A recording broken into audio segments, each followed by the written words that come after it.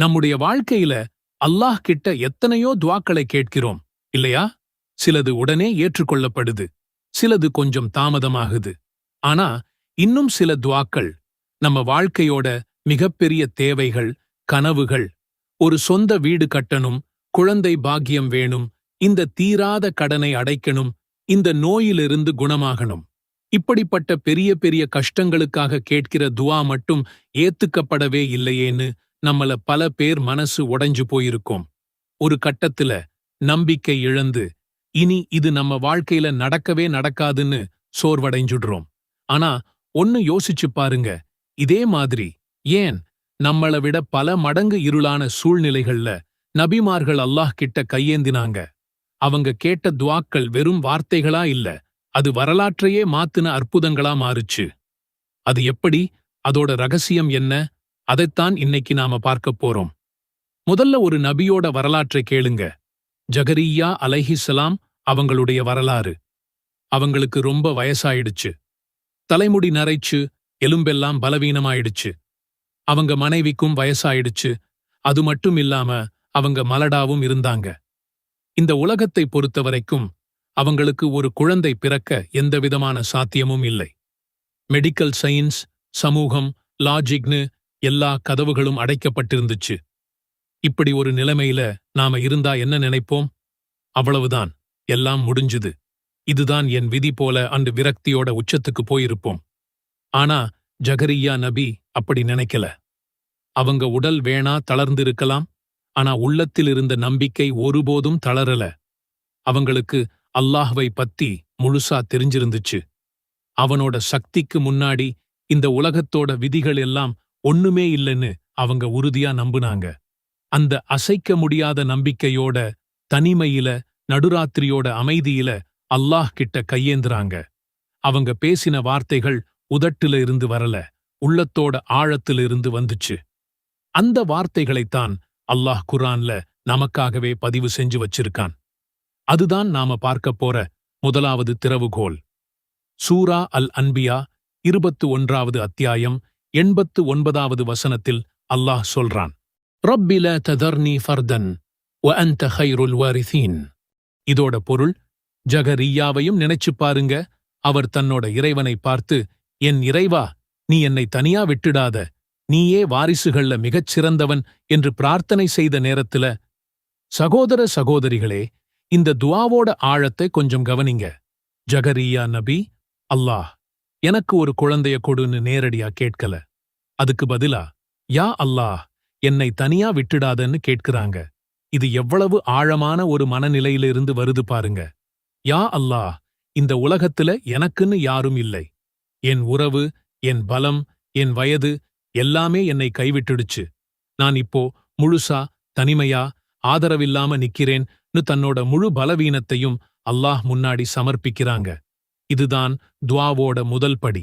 நம்ம கிட்ட இருக்கிற சக்தி, அறிவு, தகுதி எல்லாத்தையும் மறந்துட்டு நாம ஒண்ணுமே இல்ல, அல்லாஹ் ஒருத்தன் மட்டும்தான் எல்லாத்தையும் செய்யக்கூடியவன்கிற நிலைக்கு நம்ம மனசு வரணும். அடுத்து சொல்றாங்க, நீயே சிறந்த வாரிசு. இதோட அர்த்தம் இன்னும் ஆழமானது. யா அல்லாஹ், நீ எனக்கு ஒரு வாரிசை, ஒரு குழந்தைய தந்தாலும் சரி, தராவிட்டாலும் சரி, என் உண்மையான வாரிசு நீதான். என் சொத்துக்கும் என் மரபுக்கும் உண்மையான உரிமையாளன் நீதான். எனக்கு குழந்தை இல்லைன்னாலும் எனக்கு கவலை இல்லை. ஏன்னா நீ இருக்கன்னு அல்லாஹ்வின் மேல ஒரு முழுமையான திருப்தியையும் தவக்குலையும் நம்பிக்கையை காட்டுறாங்க. இதுக்கு பேர்தான் யகீன், அதாவது உறுதியான நம்பிக்கை. நம்ம தேவை நிறைவேறினாலும் நிறைவேறலைனாலும் அல்லாஹ் நமக்கு செய்யறதுதான் சிறந்ததுன்னு மனசார ஏத்துக்கிறது. இந்த மனநிலையோட ஜகரியா நபி கேட்டப்போ அல்லாஹ் என்ன பதில் சொன்னான்?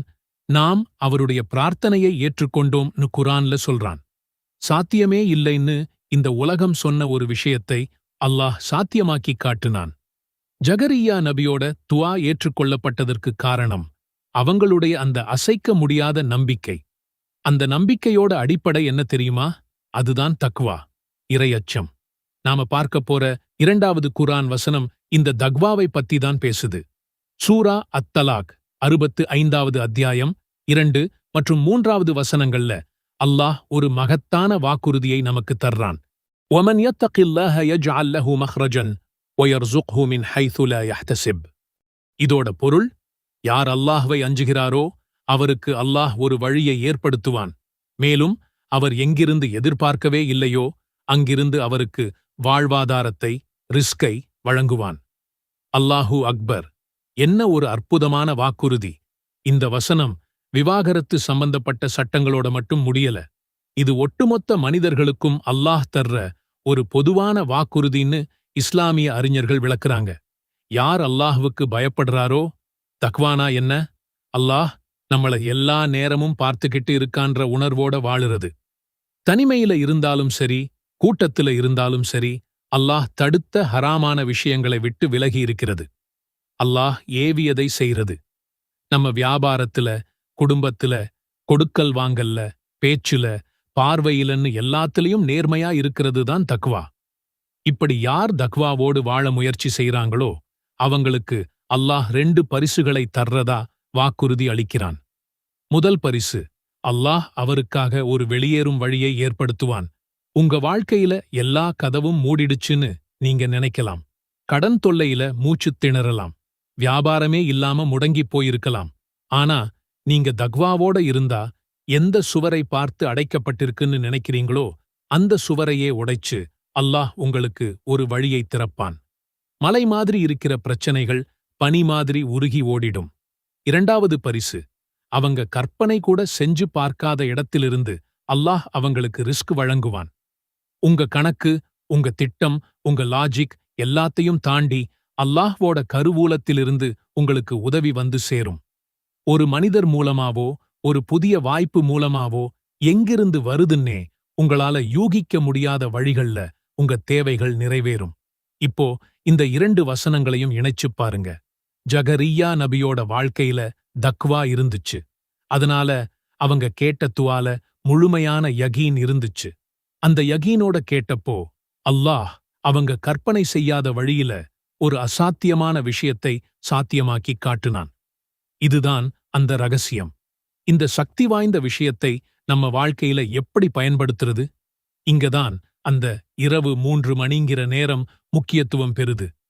குரான்லயோ ஹதீஸ்லயோ குறிப்பா இந்த வசனத்தை இரவு 3 மணிக்குத்தான் ஓதணும்னு எந்த கட்டாயமும் சொல்லப்படல. ஆனா அந்த நேரம் ஏன் அவ்வளவு சிறப்பு வாய்ந்தது?